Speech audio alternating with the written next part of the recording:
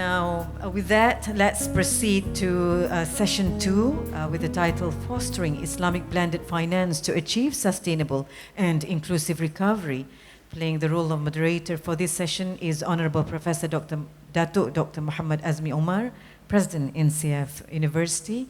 And we have 3 physical panelists, Mr. Muazzam Muhammad, Group CEO, Bank Islam Malaysia Berhad, BIMB, Madam Sharifatul Haniza Said Ali, Executive Director, Islamic Capital Market Development, Securities Commission Malaysia. And we have 3 speakers joining us virtually. Bapak Dr. Sultan Emir Hidayat, Director, National Committee for Islamic Economy and Finance Indonesia. Mr. Muhammad Sani Muhammad Ismail, Senior Financial Sector Specialist, ASEAN Development Bank, ADB. And last but not least, Mr. Mustafa Adil, Head of Islamic Finance, London Stock Exchange Group.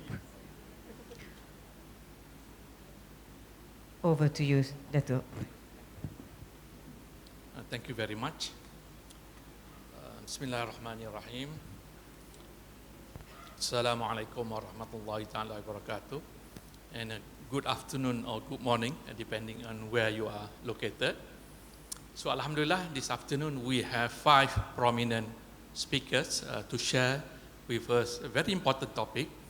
To a certain extent, the topic or rather a question was raised earlier on during session 1 on blended finance. So the theme of our, or rather the topic of our session 2 is fostering Islamic blended finance to achieve sustainable and inclusive recovery. We have 5 prominent speakers, as I mentioned. The first speaker is Encik Muazzam Muhammad, who is the Group CEO of Bank Islam Malaysia Berhad. The second speaker is Puan Sharifatul Haniza, the Executive Director, Securities Commission Malaysia. The third speaker is Mustafa Adil, Head of Islamic Finance, London Stock Exchange Group. The fourth speaker is Muhammad Sani Muhammad Ismail, Senior Financial Sector Specialist, Financial Sector and Trade Division, Southeast Asia, Asia Development Bank. And the fifth speaker is Dr. Sultan Emir Hidayat, the Director of the National Committee for Islamic Economy and Finance, KNEKS Indonesia. The last 3 speakers, Mustafa Adil, Muhammad Sani, as well as Dr. Sultan, will be joining us virtually online. So let me give you a brief background about what do we mean by Islamic blended finance first. And later on, of course, the speakers will talk a bit more in terms of combining both blended finance and Islamic finance. So what is the definition of blended finance? I was asked to do this so that we can put the context of blended finance so all of us can understand. See, I used 3 definitions of blended finance. The first definition is according to United Nations Addis Ababa Action Agenda, which defines as financing that combines concessional public finance with non-concessional private finance and expertise from the public and private sector. The second definition by OECD as the strategic use of development finance for the mobilization of additional finance towards the sustainable development goals in developing countries. And finally, the Development Finance Institutions Working Group defined blended finance as combining concessional finance from donors or third parties alongside DFIs, Development Finance Institutions, normal own account finance and or commercial finance from other investors to develop private sector markets, address the SDGs, and mobilize private resources. No matter how you define the blended finance, each of them have 3 important features. The first feature is that it uses leverage. Leverage in the context that it uses both public finance plus private sector finance. So what we call the concessional finance. That's one. Second, it is impactful. Investments that deliver measurable social, environmental, and economic impact. And finally, returns, market-based risk-adjusted returns for private investors that meet business goals and fiduciary duties. So that's the definition and the features of blended finance. So to share these thoughts today, what I'm going to do is that I will give our speakers their thoughts. So we'll go into the first round, and then we will then allow audience to ask questions. And finally, should we have more time, then we can go into the second round. So first, let me ask Muazzam here. Oh, sorry, let me start with Sharifah first, sorry. Not because she's a lady, of course, nothing to do about gender equality or gender bias, but more importantly from the regulator's perspective. And then from regulator, we then go to a player, Islamic banker. Okay, so to Puan Sharifah, according to the State of Blended Finance Report 2021, the ecosystem of blended finance is still underdeveloped in many countries. However, in the case of Malaysia, there are some Islamic capital products that can potentially be harnessed for the social aspects of blended finance. Can you explain, I mean, what you have from the capital market perspective?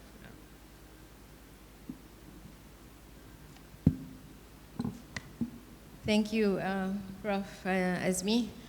Bismillahirrahmanirrahim. Assalamualaikum and a very good afternoon to everyone and my esteemed panelists, both virtual and physical here. To start off, I think I want to thank the organizers because this is a conversation in an event that's, I guess, physical for the first time for a lot of people, and it's headlining a very pertinent issue in these current times because the pandemic that we went through had a long-lasting, or is having a long-lasting economic impact on people, on businesses and governments. And I think the continuity in the efforts to have more discussions and basically enable many stakeholders to take part in intensifying this awareness is very key. And we know it's a concerted effort by all, but in pursuing the desired outcome, as Prof. Azmi is talking about, blended finance and how it can help social aspects, I think it is important for us to explore and embrace the need for sustainability. I think we kind of run away from this conversation without including that in. And in this regard, Islamic capital market especially has significant potential in addressing the needs, given the compatibility, especially between Islamic finance and sustainability. You mentioned SDGs, Prof. Azmi, and I think in meeting that, we also heard Tuanku in his keynote address talk about Maqasid al-Sharia, and this should be the foundation actually for all business transactions and activities. I'm putting all this just to give a little bit more context, Prof. Azmi, to what you said earlier, because in our capital market master plan that was issued by SC last year, we emphasized the need to facilitate a transition to the stakeholder economy that's both sustainable and inclusive. So, for example, I think when you ask about Islamic capital market products, Sukuk has had far-reaching effects in achieving both social and green goals. Sukuk issued under our SRI, Sukuk framework, for example, finance social projects, sustainable projects, variety of green projects, and that met SDG 4 and SDG 7, education, affordable and clean energy.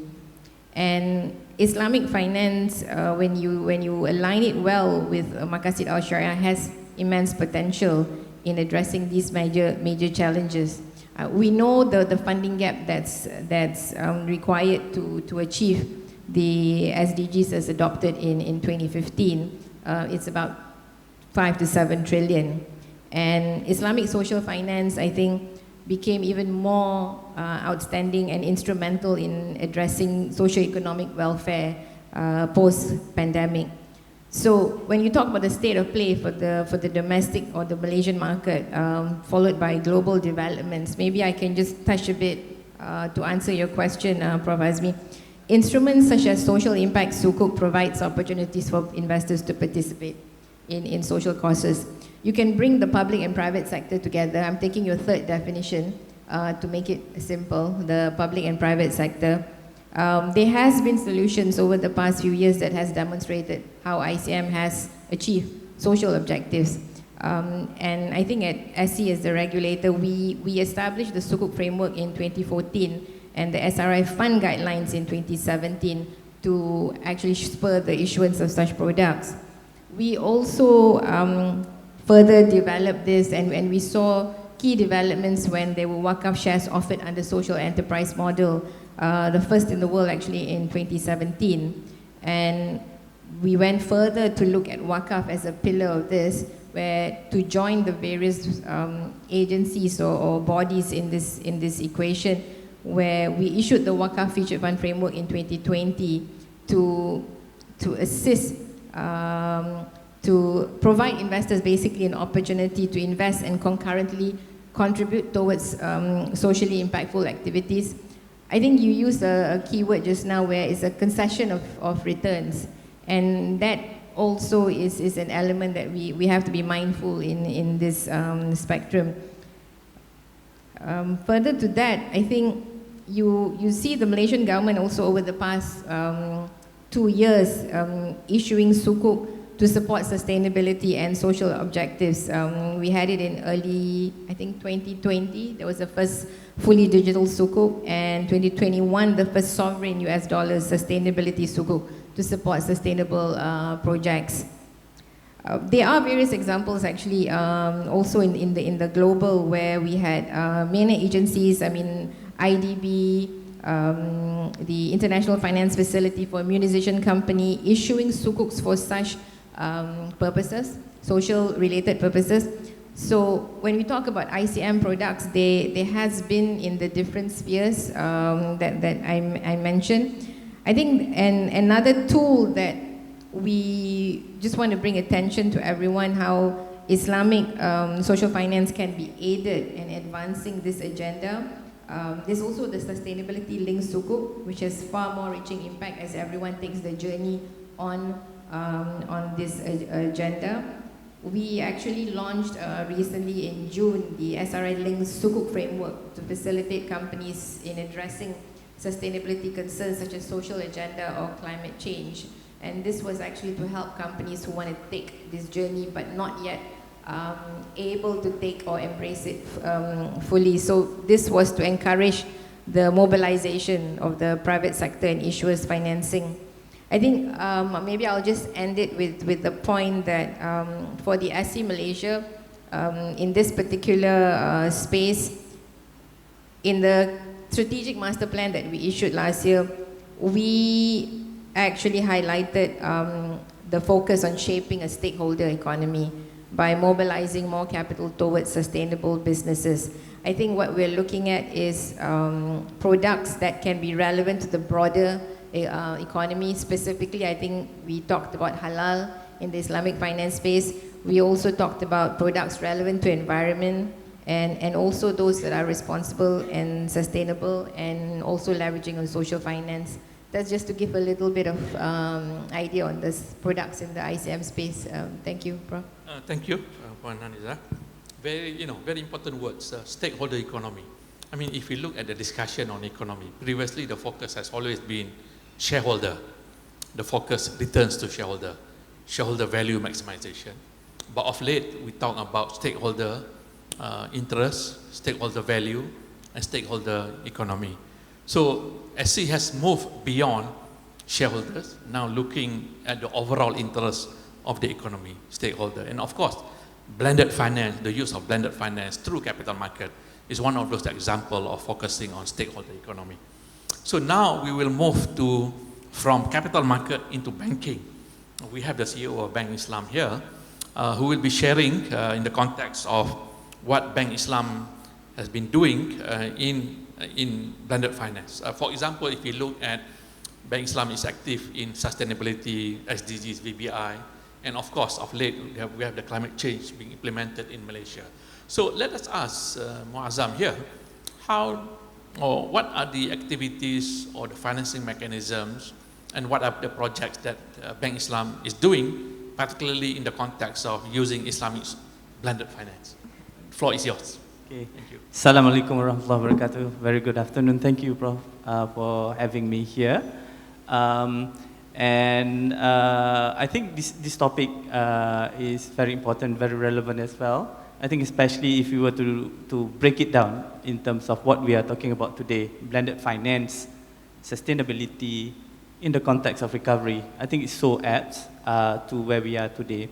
Why I say it is because I think it has come to a time, for example, for us, especially Islamic bankers in Malaysia, that we take stock of, at the end of the day, why we are here, our purpose. There may been years and decades of discussions that we all have in here. When we talk about Islamic finance, we talk about structure, we talk about form, we talk about is it going to be ijara, I mean for sukuk, is it sukuk murabaha, sukuk wakalah, or if it is financing, is it going to be ijara, or is it going to be tawaruk and whatnot. But I think a few years back, all of us take stock to look at actually what, at the end of the day, are we serving over here. And Puan Haniza did mention about at the end of the day, I think we are serving, the principles of Sharia, the intended outcome of Sharia, and it's all about preservation. I mean, there was previously a narrow view when we talk about Islamic bank is about prohibition of ghara, prohibition of riba and whatnot, and that's why a lot of discussions are on the form. But now we take a step back, we look at what is really the substance of it. That's the reason why together as industry as well as Bank Negara Malaysia back in 2018, we take a look at it, we say that at the end of the day we need to serve and uphold the higher objective of, or higher outcome of Sharia, or Maqasid Sharia is called. So that's when we start to coin and come with this strategy document called value-based intermediation back in 2018. So there were 5 of us, banks together, Bank Negara. And at the end of the day, we come with VVI strategy document. At the end of the day, what it serves is that it serves as a common vision for all Islamic banks here, actually to go back to serving what is the purpose for Islamic finance. And not only that, it sort of gradually forces us to shift the view from previously, looking at the form and all that, but now looking at the substance and changing our perspective. Instead of looking at things in short term in terms of quarterly profit, annual profit, into something long term. We look at when we come up with any product initiative services, instead of looking at the financial returns and all that, we consider both financial and non-financial impact. We consider the impact whenever we give financing, not just about the financial return that we get from it. It also forces us to innovate, looking at new solutions, because at the end of the day, we are not now serving a narrow objective or a narrow shareholder return anymore. We're looking at the benefit for the stakeholder as a whole. So it forces us to innovate. So what happened is that from that process, okay, we banded together. Now we form a VBI community of practitioners, because we've got that strategy document, and we say that we need to show example of how we do it. We need to codify it. So what we have done is together we have come up with sectoral guides in terms of if we were to implement value-based intermediation in Islamic banks and apply it for the way how we conduct ourselves. Basically, how are we going to do it? So that it just doesn't become a concept up there.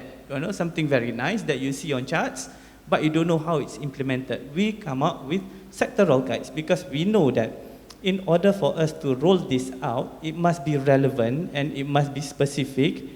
So we issue guides how to do our impact assessment. For example, for entities in various industries, we have released already for 6 industries already. There's oil and gas, there's renewable energy, energy efficiency and whatnot. There's another 4 that's coming up. And with that, we have also together as an industry come up with a common blended finance product that we issued in response to the situation that we were in during COVID. So that was issued in July 2020.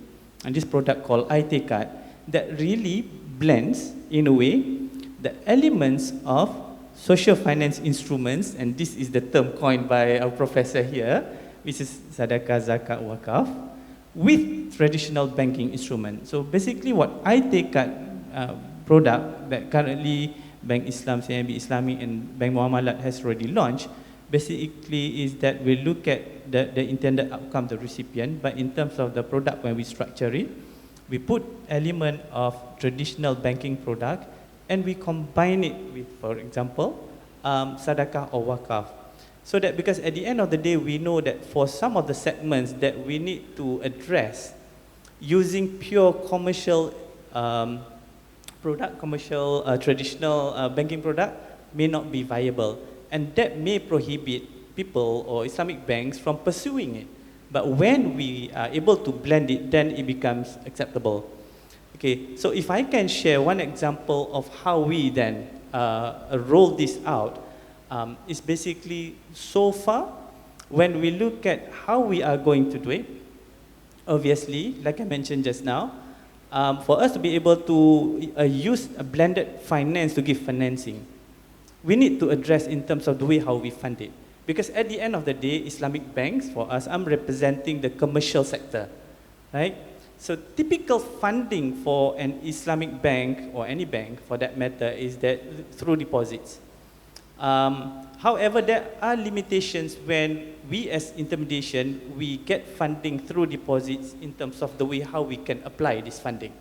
Okay, that's why risk management dictates that there's certain types of credit risk appetite that we need to apply and all that, which at the end of the day, it sort of limit the ability of commercial entities, commercial banks like us, from being able to aid companies that are ailing, to provide financing to companies that may not have credit track record and all that.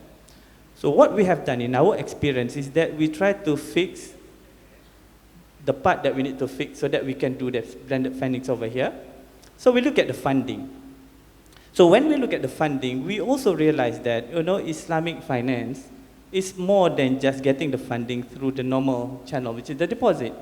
So that's where, for example, in our case, in Bank Islam, we created what we call a Sadaqah house. So that we can raise the funding using the social finance instruments, Sadaqah, Zakat, and Wakaf, obviously. Because the moment we raise the funding in that manner, our risk profile for the way how we apply the funding immediately change. I give you an example. We are now able to structure a product, financing product, which can be fully credit absorbent. So then there is no more issue about us giving financing to the underbank or those without the credit track record, for example, right? So that has got to be addressed. But the other thing, beauty, is that in Malaysia, especially through the introduction of Islamic Financial Services Act 2013, Bank Negara has also provided another avenue of funding for Islamic banks, which is called investment accounts. And for restricted investment accounts, we can structure a product which again can be fully credit absorbent. So that is another flexibility for us in Islamic banks, especially in Malaysia, from the Malaysian context, right? So we have resolved the funding issue. And when the funding issue is resolved, then obviously the whole course becomes a lot clearer. So if I'm allowed to share, just for knowledge sharing with all participants here, is that with that, we have been able to come up with our suite of microfinancing program. Okay, for example, in Bank Islam, we start with Bangkit Business Grant, we call it. These are really for people who just want to start doing business. Asnaf, who wants to start doing business. So what do we use is that we use zakat money up to 5,000 ringgit. We just give to them as long as they show the willingness to get themselves out of poverty by doing business. So we give that with no expectation of return. But where they are already doing a business, but the business is still very small, we've got another product, another layer. You go to the next layer, we call it Bangkit Microfinance. That we provide financing between 5,000 to 20,000 ringgit. On Qardul Hasan basis, Basically, if we give you 5,000 ringgit, you repay within 3 years, you repay back, your total repayment will come back to 5,000 ringgit. So that's the second layer. The third layer, the moment you become bigger, you have better ability, that's where we also have our own version of IT card, which is using, financing product with very low profit rate that we charge, and we augment with, for example, like zakat contribution, if they are zakat recipient in a way, right? But the beauty of how we do this, firstly, like I mentioned just now, because the way how we structure it, it can be fully credit absorbent. But secondly is that the objective of us doing here, our focus is to nurture and to promote upward mobility, all right? And our focus is on entrepreneurship. So what we do is that we realize that for us to nurture and promote upward mobility, financing alone is not enough, Prof. So what we augment is from the perspective of entrepreneurship development program. So what do we do? Entrepreneurship development program. One is that we give them coaching and business training. That is provided by us, by the bank. We also provide networking opportunities for them. We also provide platforms for some of them to do marketing of their product. Okay, and Alhamdulillah, we are encouraged because when we structure the product on this manner, it's no longer solely about financial return.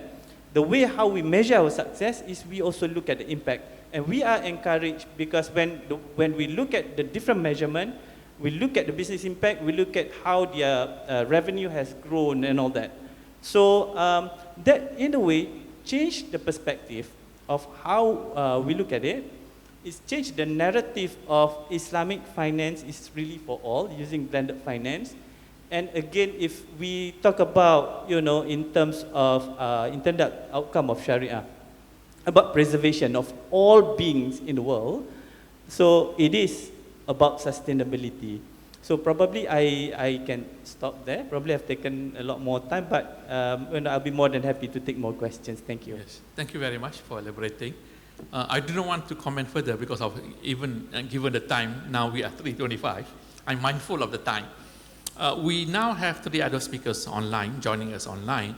What I want to do next is to ask Muhammad Sani, because Muazzam has spoken about the role of an Islamic bank, a commercial Islamic bank, implementing blended finance.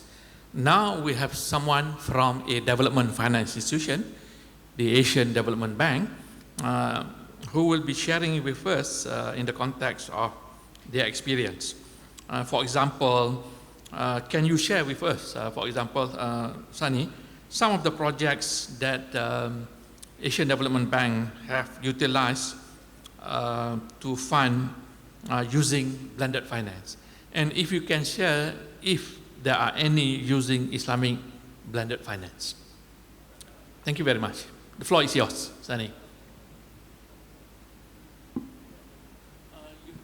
You're muted. You have to switch on your microphone, Sani. Okay. I believe Sani is in Jakarta office of Asian Development Bank. You're still muted. Can we get the organizer? Make sure that he's not muted. We can hear his voice. Can someone from the technical team?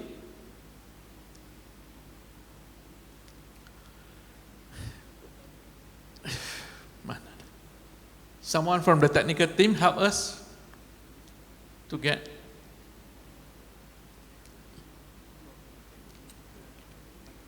Yeah, we can hear you. If all are muted here in this case. Can we get? Tak boleh. In that case, if we can't, then can we go to Sultan Amir? Test. Can you hear me? Okay, Sultan Amir. Maybe we can go to Sultan Amir first. Okay, maybe the question is, in the case of Sultan Amir is, again, we know that the ecosystem for blended finance is still limited in many countries. As you are part of the EKS, the Islamic Economy and Finance, committee, what is the Indonesia's ecosystem for blended finance? And if you can share with us some of the major projects that have been utilized for through Islamic social blended finance. The floor is yours, Thank you. Emir. Thank you, my guru, Professor Dato Dr. Muhammad Azmi, distinguished speakers and participants. Assalamualaikum warahmatullahi wabarakatuh. Alhamdulillah, wassalatu wassalamu ala rasulillah. Thanks God, today with Allah's blessing, we are able to join this very important conversation and discussion on fostering Islamic blended finance to achieve sustainable and inclusive recovery. Therefore, I would like to thank the organizer for having me here. Referring to Prof. Azmi's question, yes, I totally agree. It is true that ecosystem of blended finance is still relatively underdeveloped in many countries. However, in the case of Indonesia, it is important to highlight that according to the State of Blended Finance Report 2021, Indonesia is in the top 3 for blended finance proportion of deals. An example of successful blended finance in Indonesia is the Indonesia Resilience Fund, IRF, launched in 2020 to support Indonesia's healthcare sector in response to the COVID-19 pandemic. The fund is supported by several public and private investors. In terms of Islamic blended finance, it has been growing and becoming a part of the national financial ecosystem that contributes to Indonesia's development. For example, Indonesia already has Islamic sustainable blended financial instrument, namely cash wakaf link sukuk. In the last issuance, the proceeds of the retail cash wakaf link sukuk in 2021 reached 24.14 billion rupiah, which is an increase of around 62% from the previous issuance. It is also important to note that the profits from the investment of cash wakaf in sovereign sukuk, Indonesian sovereign sukuk, what I mean here, are distributed to groups in need, such as for healthcare and education facilities improvement, and also for empowering the poor and micro, small, and medium enterprises. In addition, Indonesia is the first country in the world that issued sovereign green sukuk. The first issuance was in 2018, with the investor from all over the world covering both OIC and non-OIC countries, as well as domestic markets, with from time to time positive growth each year.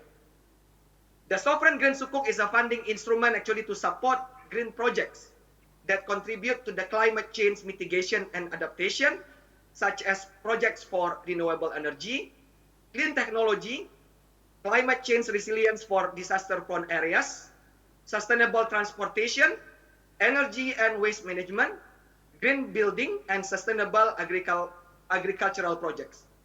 These two evidences are certainly a clear light, actually, for the development of the Islamic economy and finance in Indonesia in order to further strengthen the national economic resilience. Maybe I will end here for the first round due to the limitation of the time. Thank you very much, Sultan Amir. I just want to follow up a bit on what you have mentioned about the sukuk. Earlier on during the special session, Muhammad Damak talked about the proposal for digitalization of sukuk. I know that Indonesia has done sukuk through digital means. Maybe you can explain a bit from there, and then we can go to the other speakers. Please. Yeah. One of the institution in Indonesia, I should not mention the name due to I'm afraid it will be considered to be sponsoring an institution. Yeah, but they issued already a micro sukuk using blockchain technology, and I think it is among the first one in the world that issued such thing, and it is encouraging also others to do the same. So this is the latest development now, Professor Azmi. Yeah? And digitalization is really the focus of KNIKS, which is the government entity dedicated to accelerate the development of Islamic, not only Islamic finance, but also Islamic economy. including halal industry in Indonesia. Okay, Thanks, thank Dr. you. Thank you very much. We now go to Sunny. Are you able to let me ask again, Sunny, I think in terms of the Asian Development Bank experience in using blended finance, if you can share some of the projects and if you have done blended finance together with Islamic finance or Islamic social finance. Assalamualaikum warahmatullahi wabarakatuh. Can I just test first whether you can hear me? Yes, loud and clear. Okay, very good.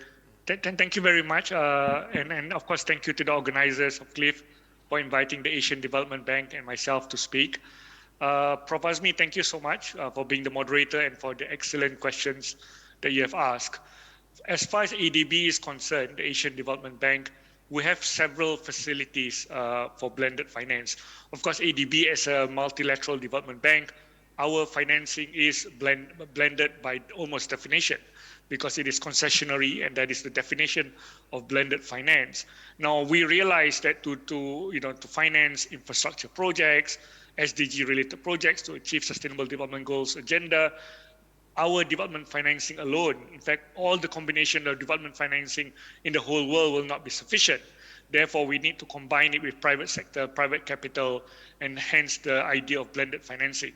I think in the interest of time, I'll just mention that we do have several facilities at the regional level, at the national level for blended finance. For instance, at the regional level, we have the ASEAN Green Catalytic Finance, ACGF, ASEAN Catalytic Green Finance, which looks into how we can use our concessionary finance, blend it with private sector capital through capital issuances, capital market, social, green, sustainable bonds, and provide for green infrastructure projects. At the national level, we also have SDG Indonesia 1, for example, where ADB provides line of credit, line of financing to PTSMI, where again, the idea is we're using our concessionary finance to help de-risk projects, bring in private capital, and fund green projects, which can also be used for recovery from the pandemic. I would just like to go to a question that Prof asked earlier on some of the lessons learned in our projects financing using blended finance. And I would say two main lessons. First of all, when we talk about blended financing, I think the issue is more on the demand side. There's a lot of capital from the supply side, from multilateral development banks, private capital, who are interested in social, green, sustainable, SDGs, you name it. So it is not the lack of capital, it is more on the demand side where we need, and actually on the demand side, there's a lot of projects as well. But it's about building projects which are bankable, which can meet the criteria for green, social, sustainable SDGs. We have gone through an evolution phase where, for instance, when we talk about green projects, we're not just looking at broad definition. We're looking at specific indicators. We're looking at specific objectives. And this is why the work on taxonomy, for instance, becomes very important. So that's the first lesson, that there needs to be a lot of capacity in terms of building up the pipeline on the demand side to meet the requirements of investors, where capital can then flow in and provide the necessary investment. The second issue and the second lesson that ADB have also observed is that the cost of financing, although we can contribute through concessionary financing, but the cost of raising these kind of projects can also be quite significant on the demand side. Again, we're looking at the additional disclosures that are required. For instance, if ADB or any multilateral development bank provides concessionary finance, and then we want to combine that with an issuance for the capital market, what you will see is that there's a lot of cost involved, in the sense that there will be additional disclosure requirements. We want to avoid greenwashing, for instance, and these are all costs and additional due diligence, second party, third party reviews, which means that from the perspective of the issuer, there needs to be a greenium or an additional benefit that they will see to offset the additional cost.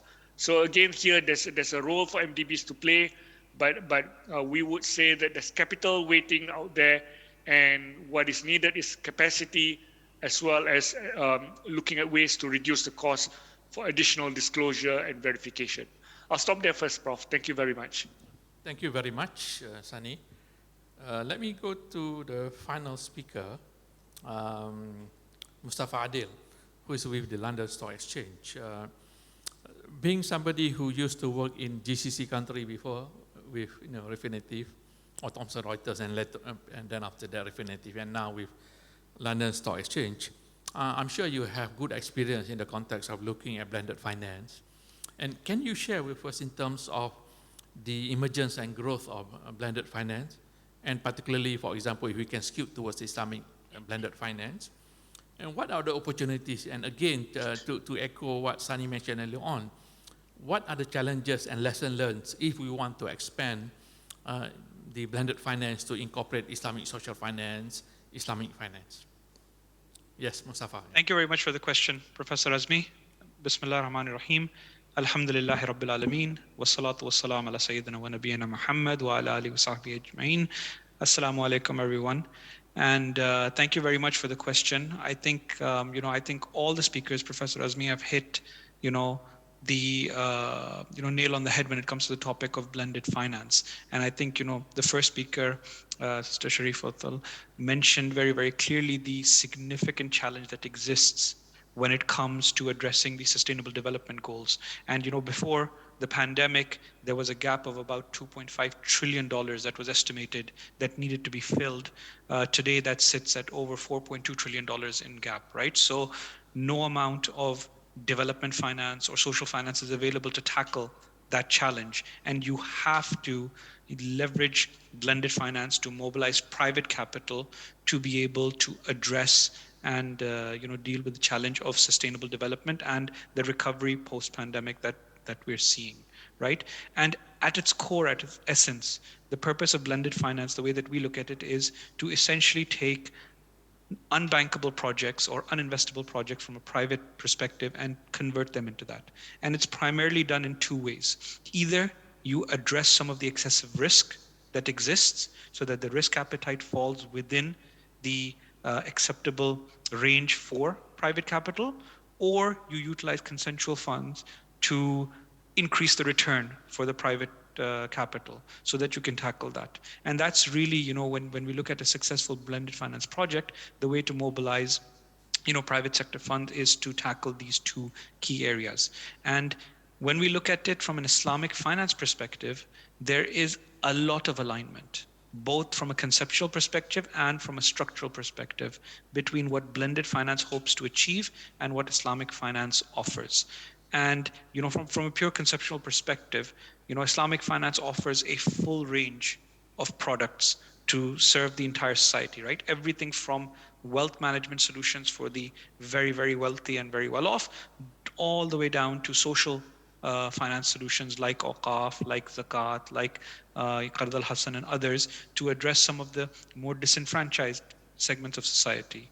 And I think that, Muazzin Muhammad, mentioned very, very well when he said that, we're not looking at individual projects like, Ijara or others when we're tackling a problem. We're looking at the overall project and using different products and structures to try to cater to that. And I think that really sits at the essence. And this is something that we're seeing across different markets. No longer is it that an Islamic bank will try to take a single structure and, address a problem or a challenge with that single structure. They will take multiple structures and create a hybrid product, and that product will be what is utilized to cater to the needs of society. And I think that is something that is going to help the evolution of the Islamic finance industry, but also help push Islamic capital towards many of these sustainable development projects. And then on the structural side, there's many elements of Islamic finance that naturally align with this, right? The focus on real assets and economic activity within Islamic finance, right? The focus on, being able, having restrictions for anything that is deemed to be harmful or, as we get more educated on this subject, non-sustainable. The ability to ring fence assets around projects, and that's something that's been happening with Sukuk and other structures for a very long time. You ring fence particular areas of that and utilize different structures to do that. So I think that is something that is going to help continue to evolve and continue to help develop that. When we talk about challenges, I think that this is something where, we see essentially three major challenges when it comes to, blended finance initiatives and projects, right? The first is around impact. The second is around investability of the initiative. And the third is around transparency. So when we talk about impact, right, it's not just about impact for the sustainable development goals or being sustainable, it's also about local impact, right? Every single country has different needs and different sectors that need focus for that. So, you have to develop a, localized solution to tackle the challenges. Now, we've seen blended finance be utilized for infrastructure projects, energy projects, agricultural projects, education, healthcare, financial inclusion in different markets. And I think that, having that localized approach to developing these products is going to be critical, because that's where you get the most impact. The same solution that works in sub-Saharan Africa may not necessarily work in Central Asia or in Southeast Asia or South Asia or other markets or Latin America, and you have to customize it to that particular jurisdiction. The second area is about investability, and not just investability initially, but investability throughout the lifetime of that project. And that becomes a key challenge, that at the onset a project is commercially viable, but then a couple of years down the line it hasn't been developed in a sufficient way, and then it loses commercial viability. And this is where I think medium-term planning when setting up these projects becomes very, very important and significant, so that it maintains its investability going forward. And then lastly, and I think it's very, very critical, the issue of transparency, of having appropriate monitoring, appropriate reporting is key to mobilizing both the donor segment of the financing and also the private sector financing as well. Because the transparency, the disclosures, the discrepancy, this is what is going to drive future projects, is going to drive continued engagement and scalability of these solutions. So from our perspective, and I'm mindful of the time as well, but from our perspective, these are the three key components that need to be utilized, along with the ability to create hybrid Islamic products from the different structures and solutions that are available, will be what is going to be utilized to help continue to develop the utilization of Islamic finance within the overall blended finance. Thank you. Okay, thank you very much. We have listened to 5 distinguished speakers. Rather than going to second round, I would like now to open the floor for questions, so that we do have about half an hour. So depending on the kind of questions, then we may go for 15 minutes of question first. Is there any questions that our audience would like to raise, both who are here in person or through online? And you can address to a specific speaker, or we can get the speakers to respond to those questions. Can we get from the organizer, the Slido?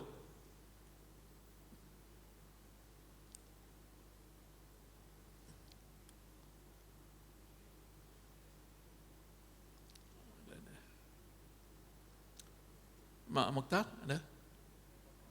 Ada belakang. Oh, it's not here. Okay, now it's shown here. Okay, we have one question to Encik Muazzam.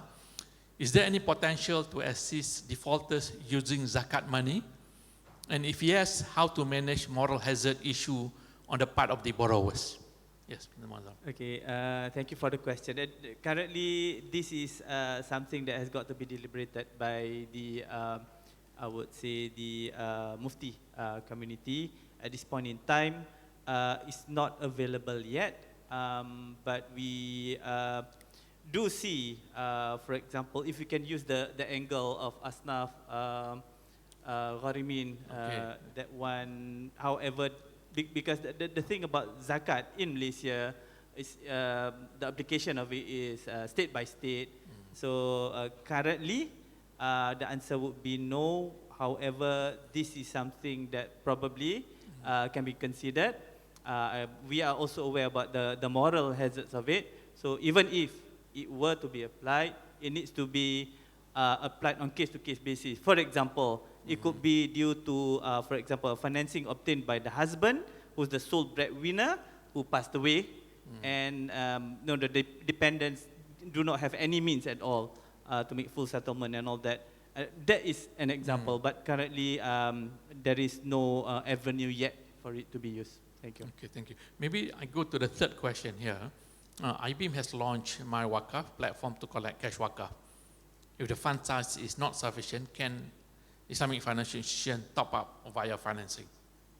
Okay, so basically there is no restriction in terms of who can provide the funding for My Wakaf. Obviously, it's meant to get the public to participate, and Alhamdulillah, I mean, in terms of the projects, already 6 banks that have participated, and the 6 banks that participated have also provided some of them their own matching concept in terms of the wakaf. So there is that opportunity for My Wakaf. And My Wakaf, if I can share with the other participants, is a program whereby IBEAM collaborated with state Islamic Maybe religious councils. You can explain a bit what is IBEAM to non-Malaysians. Okay, so IBEAM is an association of Islamic banking financial institutions in Malaysia. Okay, so it's an umbrella body for all Islamic banks in Malaysia. We've got about 27 members. I am currently given the responsibility to be the president of it. So there's also my zakat here. So if I can take time, I spoke about My Wakaf, whereby the fund is raised using My Wakaf. We use this platform, which is also available online. The public can participate and provide the wakaf. And what we do with this fund is that we identify social impact projects at the states, working in collaboration with the state religious councils to fund that project. So the projects can be, for example, a modality center. We can have, for orphanage and all that. My Zakat, on the other hand, is also another initiative under IBEAM, whereby all the Islamic financial institutions who participate will pool their zakat wakalah over here. And the immediate project that we have participated so far is that we use this zakat money to give as seed capital for really small entrepreneur, up to 5,000 ringgit. It's very small amount. The micro. From really micro, and they are asnaf category. And the purpose is to enable them to use this money to start a business, make a living. Hopefully they become muzaki themselves after that. Thank you. Okay. Thank you. I saw the question just now which relates to capital market. Maybe, okay. So let me, impact is a significant element of Islamic blended finance. How can Islamic blended finance mitigate the risk of impact washing and greenwashing? Puan Sharifah, you want to take it? Okay, I'll try and answer that. I think I wanted to pick up the point of impact from my fellow Mustafa. panelists earlier, who spoke about how important data and transparency is, and how one of the challenges of blended finance is the impact. I think SE realized and recognized that when you want to deepen or broaden the products in this space so that you can then marry returns and also do societal good, was actually to have a more structured impact investment ecosystem. It is still very nascent, and I think this is where the challenge has come in.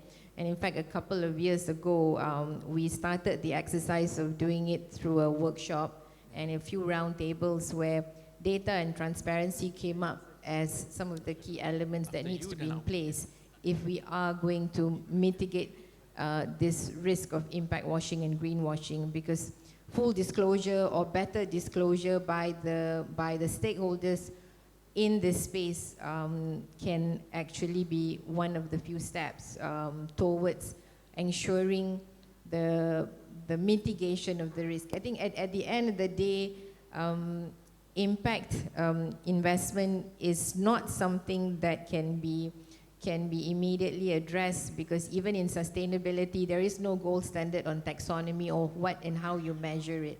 And there has to be that universal approach to it, and that is right now in the works, at least for the Malaysian side. We are trying to establish more efforts towards understanding what can be in this space and how can we measure impact focused investments, because the idea is that when you have impact investment, you are trying to generate positive, measurable agendas, but alongside the financial return. And that is, I think, something that needs to be supported with data and transparency. And be it whether it's a platform that people can refer to, where data and transparency is enabled for investors, we are still, I think, on that journey towards that right now. Thank you very much. I will now ask Muazzam to respond to the question. And later on, I will ask Dr. Sultan Emir also to answer the same question from Indonesia's perspective. Yeah, Dr. Muazzam. I just want to give perspective from our perspective for Islamic banks. When it talks about impact, I really agree that it needs to be tailored to what we are actually financing or what we are really supporting. And then you decide what kind of impact you want to measure.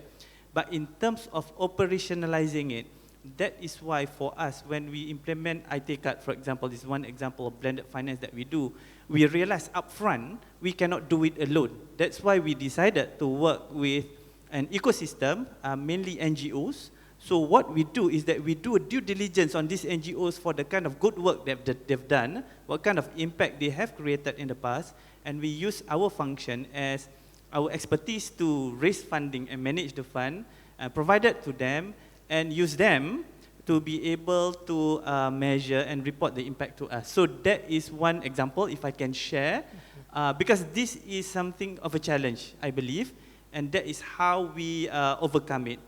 Work through an ecosystem of parties who are proven to deliver positive impact. Okay, thank you very much. Dr. Sultan Emir, same question. How do you handle the impact washing and greenwashing in Indonesia? Yeah, probably I will focus more on how we measure the impact, Professor Azmi. Yeah. Yes. Here in Indonesia, especially in our master plan, we have created like what we call as the plan for the Indonesia Islamic economic and financial ecosystem. And our main purpose is how to enhance the people's welfare, in which we started from the people who are underserved, yeah, underprivileged, and they are unbankable for sure. And as you know, in Indonesia, there are several layers of Islamic financial institution. It's not starting by Islamic bank. We have here even very small micro financial institution or Islamic microfinancial institution, including maybe some of you have heard Baitul Mal wa Tamwil, and also micro wakaf bank, giving very small amount of financing to the poor. But before that, it started with the social fund, namely zakah, infak, sedekah, and awqaf. How to see whether this one is impactful or not? We want to see whether those who are regarded as a mustahiq or the recipient of zakah, they can be transformed into the muzaki, the payer of zakah, through the utilization of zakah, infak, sedekah, even awqaf, which are productive zakah, infak, sedekah, and awqaf.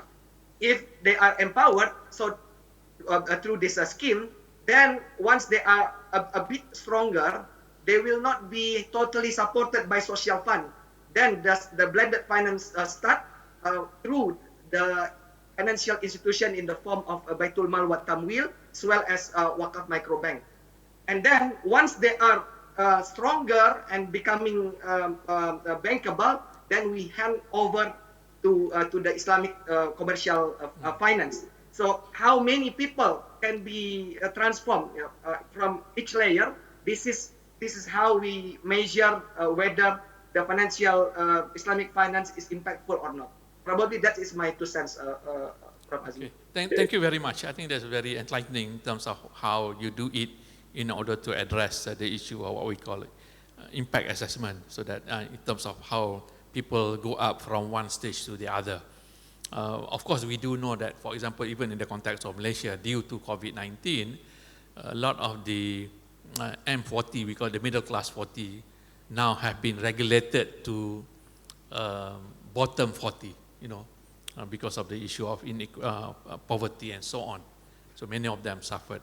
Let me go to another set of questions, which is also something that is close to me when I was at Islamic Development Bank before. That is on question 1.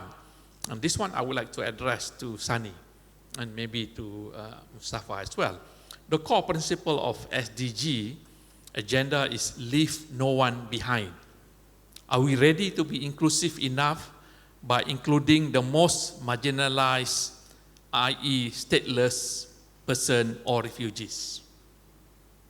Yes, either Sani or Mustafa, you want to respond to this question? Sani can go first, and then I can jump in if you would prefer, Sani, as you wish. Yep. Thank you, Mustafa. Happy to go first. Thank you for the question from the audience. I think this is a very interesting question and a bit thought-provoking, if I can say that. I think most multilateral development banks, ADB included, we work, of course, through our countries. They are our shareholders. Our policies and rules, regulation are determined by the respective Ministry of Finance, central banks that make up the shareholders of the country. Having said that, the question regarding stateless refugees, those who are in a way do not have that nexus with the state, is obviously very important. And from the context of SDGs, leave no one behind, they are not only the ones that are most marginalized, but they're also the ones that do not have that anchor to the state. So from our perspectives, when a particular country have a particular program that is addressing statelessness or those who are refugees, then obviously we are more than happy to be involved and to provide blended finance to assist in those programs. That's one in terms of direct lending opportunities of using blended finance. At the same time, ADB, Asian Development Bank, also have our own grant or technical assistance where we are able to look into these issues independent of the country.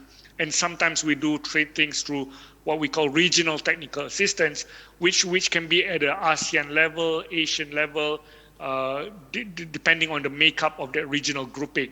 And in this case, we do have that flexibility.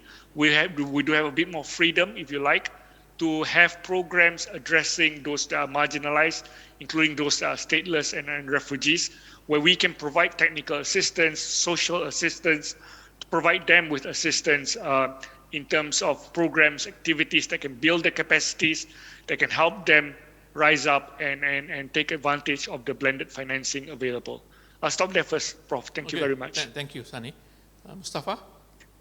Thank you, Professor, for the question and for selecting that question. And my credit goes out to whoever put this forward, because I think this is something that is very, very, very important for us to consider, because as Sani mentioned, when you have a national organization or a national agenda or a state-based agenda, then often the refugees and stateless individuals can be overlooked, unfortunately. When we look at it purely from an Islamic finance perspective or an Islamic world perspective, right? I mean, today we know that more than 80% of refugees all over the world are Muslim refugees, right? So, unfortunately, these are areas that have been impacted by war, by economic disempowerment or various other reasons. So all the more reason for us to leverage Islamic finance to tackle that. And we have seen some very interesting examples of that. The UNHCR, for example, a few years back launched this campaign where they utilized very, very extensively zakat funds to help tackle refugees, and they promoted that extensively and were able to mobilize a lot of funds for that. And we want to see more and more of these examples go forward. If you look at the purpose of the SDGs, and one of the purposes is tackle things like climate change, right? One of the biggest consequence of climate change that is projected to be felt in the next decade is going to be mass movement of people, right? Refugees are going to increase significantly. People are going to move from coastal areas to inland areas. There is going to be a mass displacement of people, and no continent is protected from this. So I think that, for those that are setting the agenda today, tackling not only the existing refugee crisis, but the incoming or anticipated refugee crisis that's going to come up in the next few years is going to be critical, because all the development agenda goals and other initiatives are not going to be beneficial unless you can project where this mass movement of people is going to take place and how to effectively get solutions to them. So I think, although for short-term projects, some states may overlook this question. At a collective level, we overlook it to our own impairment, because this is going to be one of the most significant impacts of the climate change issue going forward. So I think that this is something that more and more institutions need to tackle and grasp with and prepare for the future as well. Thank you very much, Mustafa. I'm glad that you also mentioned that apart from refugees due to war, we now may have climate change refugees. How do you then utilize Islamic social finance or together with blended finance in order to address those issues? Just for audience information here, in 2017, the United Nations organized a World Humanitarian Summit. And within that summit, Tuanku Sultan Nazrin was the patron for a side event focusing on utilizing Islamic social finance to address refugees. That was held in Istanbul in 2017. And one of the resolutions of that summit was to utilize digitalization. We have Islamic social finance, the likes of zakat, wakaf, and sadaqah, but to ensure that there is transparency of from the payer of zakat to the recipient of zakat, the recommendation was to use digital means so that you would have transparency and you would also have impact reporting on that. I think the work is continuing, and also for your information, we at INSEAF are working to produce a book on Sultan Nazrin's involvement in Islamic social finance, particularly to address the issue of the humanitarians refugee from the refugee perspective. And the book should be out sometime by middle of next year. Okay, we still have about 6 minutes to go. Let me ask, let me look at the question. We have one from Bank Islam. Okay, maybe this one is interesting. How can blended finance be used to support to support the public transport just now? Yes, how can blended financing cater for public transportation as part of social service and social finance program beside other localized solutions, for example, education? So I will start with you, Muazzam, first. Okay, thank you, Prof. We all know public transportation for commercial institution, commercial banks, most of the time is not viable in a way. So this is another example where blended finance needs to come in. From the perspective of, I'm echoing my fellow panelists mentioned here, is that to de-risk in the project in a way. So one common example is that the government could give, for example, a guarantee in terms of financing for it. But the other option probably for us to use, for example, endowment to support some part of the infrastructure cost, so that the amount that requires to be funded through commercial funding will be a lot lower as in ratio to the overall project cost, then will make it viable in a way. Thank you. Thank you. Puan Sharifah Nizar, you would like to contribute to this? Well, I guess just picking up on what Muazzam said, there are many elements that you can structure to cater for social needs like this, like public transportation. But at the end of the day, I think we go back to the point we made earlier. You want something to be impactful. It could be education, public transportation, but whatever that we come up with has to be supported by an enabling ecosystem. Okay. Otherwise, blended financing may not reach the impact and the outcomes that we want. I think we learned that when we saw you mentioned M40s and B40s. At the end of the day, all the financing or funding instruments that we have and tools that we have, if you're going to go back to the title of the session today, Sustainable and Inclusive Recovery, we need to be able to measure it. And that's going to take effort from everybody in this space. And that's where I guess we go back to the stakeholder economy. It's not just about doing good, but making it good and doing good at the same time. So whilst we may go granular in all these points, from a capital market perspective, what we are learning is impact investment needs to be given more attention and the measuring of it. Yes, okay. Maybe the three remaining speakers, maybe 1 or 2 minutes each. Maybe I can start with Mustafa. Your thoughts on this?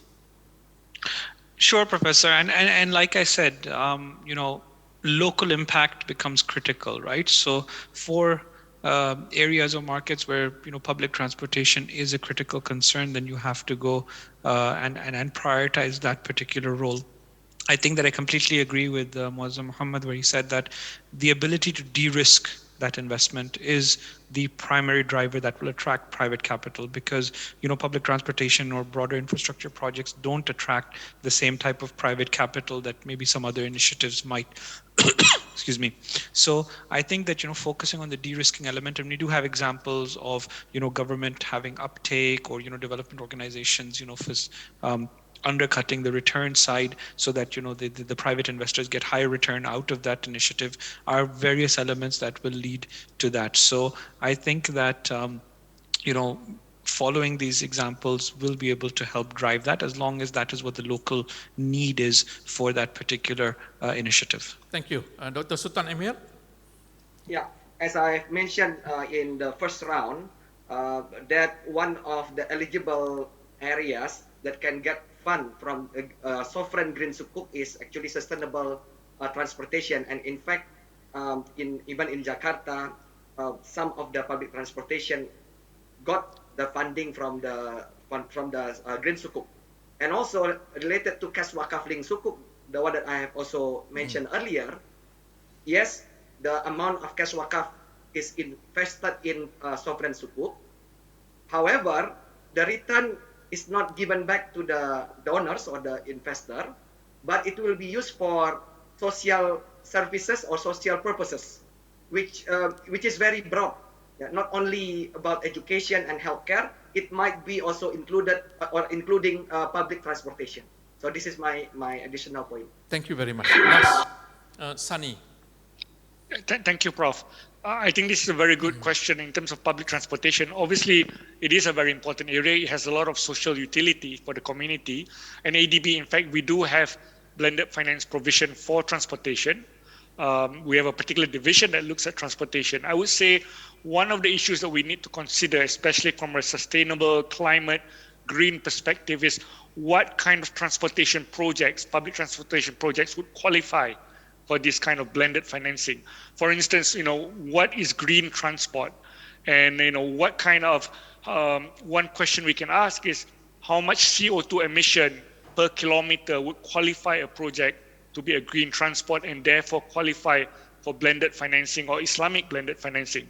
So those are the issues that I think will be important. Again, the issue is not the supply, but how do we build the capacities, the systems, and the transparency required to benefit from this blended financing. Thank you. Oh, thank you very much, Sunny. So, ladies and gentlemen, I think we have come to the end of the session. Let us, as usual, show our appreciation to the 5 speakers. So, with that note, I hand over to the MC. Thank you very much.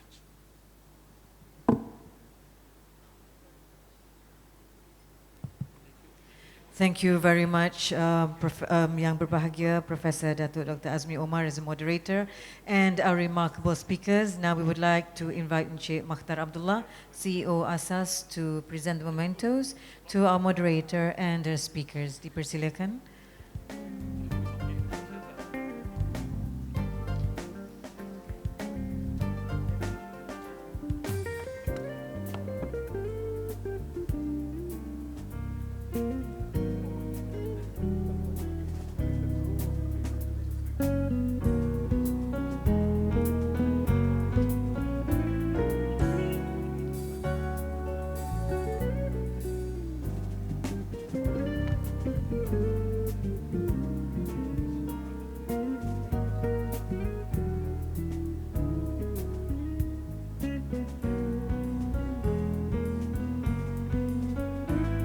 all gather?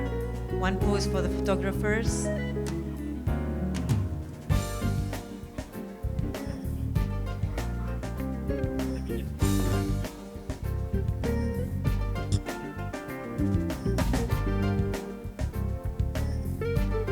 Ladies and gentlemen, round of applause for our moderator and our speakers. Thank you. Now, before we proceed to the last session for the day, as we mentioned, we will have the final round of a lucky draw. The prize is these 4 books worth 400 ringgit. So now, can we have the QR code? You can scan this QR code and answer the questions, 2 questions. The first person to answer the correct questions will win the prize. Please, can we have your full name and not just Ahmad or anonymous for this? Slido.